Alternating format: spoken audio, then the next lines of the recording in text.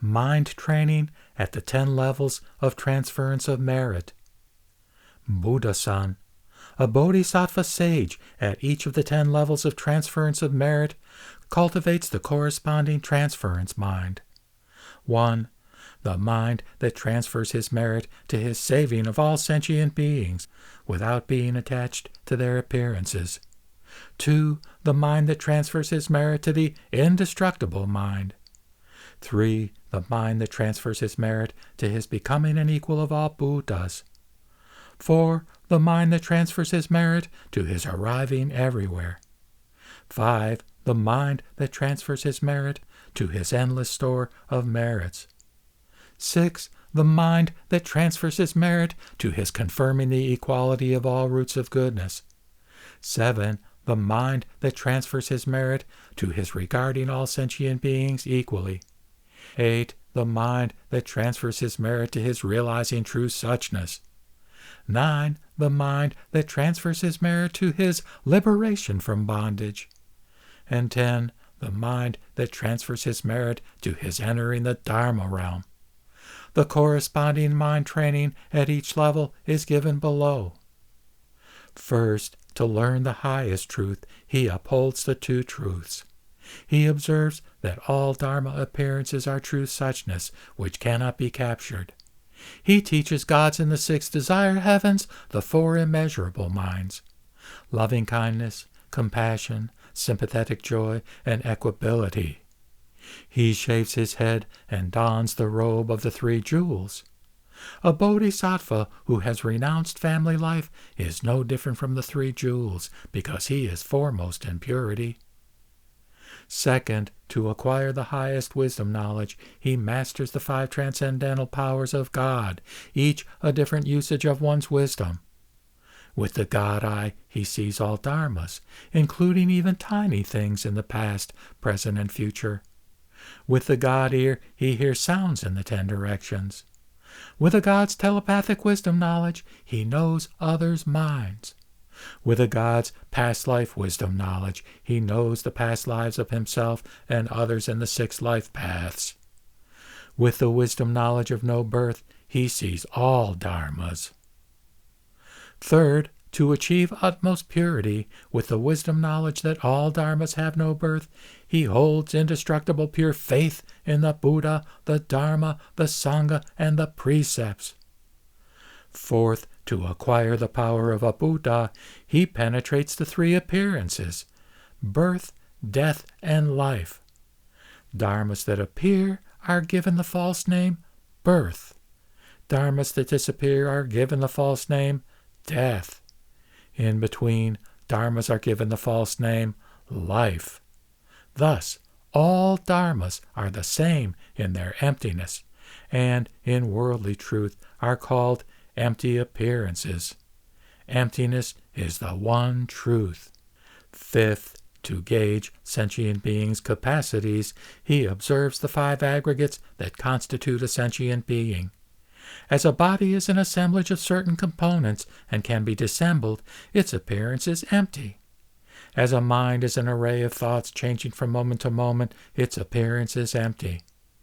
Mental functions, such as sensory reception, perception, mental processing, and consciousness, though neither assembled nor disassembled, are processes in the one appearance of no appearance. Sixth, to acquire a Buddha's power of teaching and transforming sentient beings, he observes the 12 fields of a sentient being. They are the 6 faculties and the 6 sense objects. There is no observer inside or outside each of them, or in between, because each dharma has no self, hence no others. Seventh, to acquire the hindrance-free wisdom knowledge, he observes the 18 spheres of a sentient being.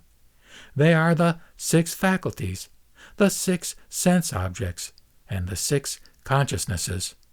Each of them, as all dharmas do, arises upon convergence of causes and conditions.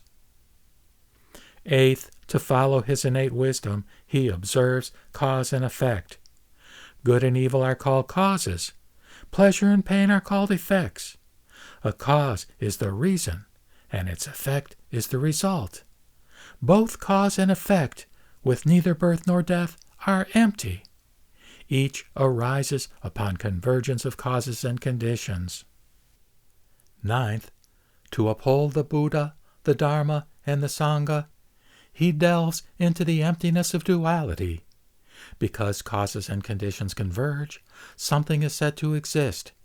Because causes and conditions diverge, something is said not to exist. Therefore, both existence and non-existence are empty. Through prajna, or wisdom, he is liberated from all dual appearances. 10th, to transform all sentient beings through his innate wisdom, with prajna he observes that all dharmas are free from duality, in accord with the highest truth in the middle way. However, his observations are called the likeness of the observations of the highest truth, not the real observations of the highest truth in the middle way. Nevertheless, the wisdom developed from his observations enables him to ascend to a holy ground, the first of the 10 grounds in the Dharma stream.